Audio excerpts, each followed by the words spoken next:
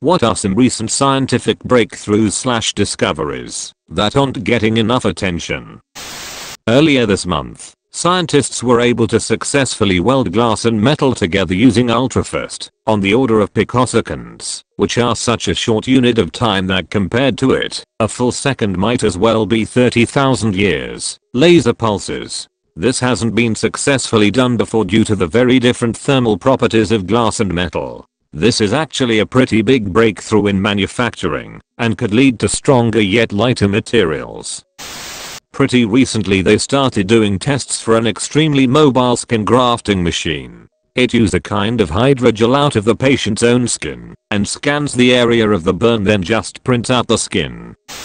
Archaeologists have uncovered a site that was formed within minutes of the time the Chicxulub comet hit, proving that it really happened, pretty much as expected, and slaughtered millions of animals immediately through both fire and debris from the sky and an enormous tsunami that ripped through the North American inland sea. This is probably going to remain the find of the 21st century. That's how amazing it is that we have figured out how to suck CO2 out of the atmosphere, and now, very recently, how to turn it into solid flakes of carbon again. And not just under highly specific and expensive lab conditions. This process is apparently scalable. We still need to curb emissions, but this does flip the equation quite a bit regarding global warming, allowing us to put some of the toothpaste back into the tube, so to speak. Coupled with wind and solar energy, I predict this will become a major industry by mid-century, and very pure carbon and abundant material. Edit.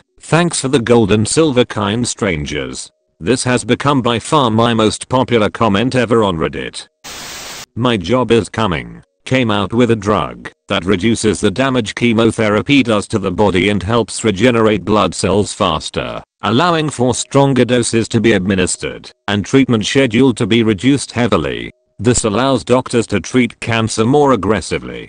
Due to this blowing up, I'm not part of research, I just work here.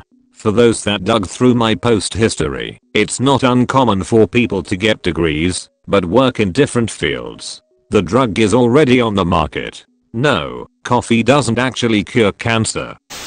It isn't just the bee colonies that are dying, it's all our insects. Recent research and predictions are saying that our insect populations, particularly that of butterflies and moths, are on track to extinction in 100 years due to pesticides and climate change. If our insects continue to decline, we will see a cascade flow into other animals, birds etc., including our own species. Environmental scientists are saying we are at the beginning of mass extinction event. Truly terrifying, and very little is leaking to the public via mass media, or being mocked as a conspiracy theory. Göbekli Tepe, ruin discovered in Turkey that dates back to 11,000 BCE, or further. This throws a massive wrench into our understanding of what people were capable of at that time, and hints at advanced civilizations having likely existed long before we thought they did. It has also only been about 10% excavated. There's a good chance there will be a cure for celiac disease within the next 10 years. There's currently an active and ongoing clinical trial where participants with diagnosed celiac are getting infusions that will ultimately reverse the autoimmune response a person with celiac has when they consume gluten.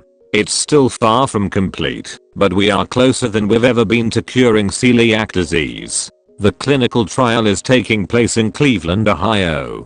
I was asked to be a part of it, but unfortunately I just don't have the extra time. If anybody local wants more information, please message me, and I can get you in contact with one of the researchers.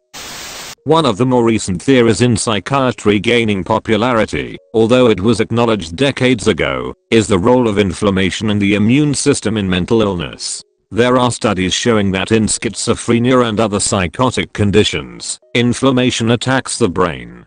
Some of the damage by inflammation might be irreversible, so the hope is that early intervention could prevent chronic schizophrenia. Trials have been attempted with anti-inflammatories like fish oil, with mixed success. The role of inflammation has been extended to multiple mental illnesses, like depression, with raised inflammatory markers and other evidence being a common finding. Ultimately, mental illness is multifactorial, and the causes are often biological, psychological, and/or social. So we can't reduce something so complex and heterogeneous to just an action by the immune system. But it has gained some excitement in the field, because there could be people out there, for example, with schizophrenia for whom one of the primary causes is immune system dysregulation, and researchers are racing to find a prevention. New cancer therapy in development causing not only the cancer, but also the metastasis to shrink. Edit. Wow, this blew up. Thanks for the positive response and the gold. I read about it in German, but it's easy to find related articles in English. I think this one explains it quite well. As mentioned, it is still in development, but shows very promising results. It combines two cancer treatment drugs, and because of the combination the usually hard to fight metastasis cells respond much better to it and die. They started with breast cancer, and will eventually research this for other important cancer types. Don't know if anyone has pointed this one out, but pretty certain scientists have discovered a new species of orcas that live in subantarctic waters. They are calling it the type D orca. Pretty cool looking animals. More rounded heads, smaller white eye patches, taller, narrower dorsal fins. Being a soon-to-be marine biology grad, this excites me. Astronomer here. Most of you have heard that the universe is expanding. Astrophysicists believe there is a relationship between the distance to faraway galaxies and how fast they are moving from us, called the Hubble constant. We use the Hubble constant for just about everything in cosmology, to be honest. This isn't crazy, and has been accepted for many decades. What is crazy is, if you are paying attention, it appears the Hubble constant is different depending on what you use to measure it. Specifically, if you use the standard candle stars, Cepheids and Type Ia supernovae, to measure how fast galaxies are speeding away from us, you get 73 +/-1 km/s/mpc. If you study the earliest radiation from the universe, the cosmic microwave background, using the Planck satellite, you get 67 +/-1 km/s/mpc. This is a lot, and both methods have a lot of confidence in that measurement with no obvious errors. To date, no one has come up with a satisfactory answer for why this might be, and in the past year or so it's actually a bit concerning. If they truly disagree, well, it frankly means there is some new basic physics at play. Exciting stuff. It's just so neat that, whenever you think you know how the universe works, it can throw these new curveballs at you from the most unexpected places. Edit. Some are asking if dark energy which drives the acceleration of the universe might cause the discrepancy. In short, no, we see that the universe is now accelerating faster than we expect even when accounting for dark energy. It's weird. Women can get pregnant using their bone marrow instead of a male's semen. I would have to say prosthesis. You can get hands and feet that are pretty close to the actual thing, that operate by feeling the muscles that remain. We will soon be long gone from the days of military-style hooks and lumps of solid plastic.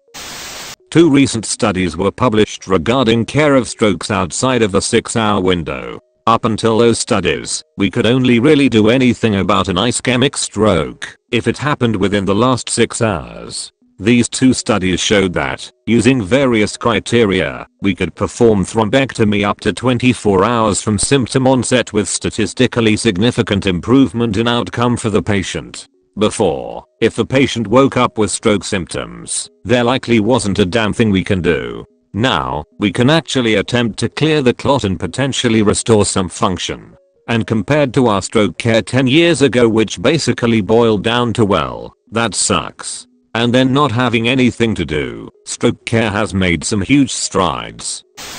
There's a few companies / researchers / initiatives out there figuring out how we use captured carbon dioxide as feedstock for various chemicals, plastics and building materials, as a replacement for oil-based feedstocks. I worked for a startup that was making insulating foams for buildings, which had 25% coated biomass, long lifespan materials. At the moment, a lot of our climate change prevention work is around reducing CO2 produced. But this is a game changer. Instead of it being the evil, it becomes a valuable commodity. Companies are incentivized to capture it rather than releasing it. Capturing CO2 from the atmosphere can become commercially viable. It's the carbon economy in reverse. 90% of table salt sold around the world contains microplastics. Microplastics are also in our drinking water and in the air we breathe. It's still not known how this affects our bodies and health, but I'm guessing it's not good.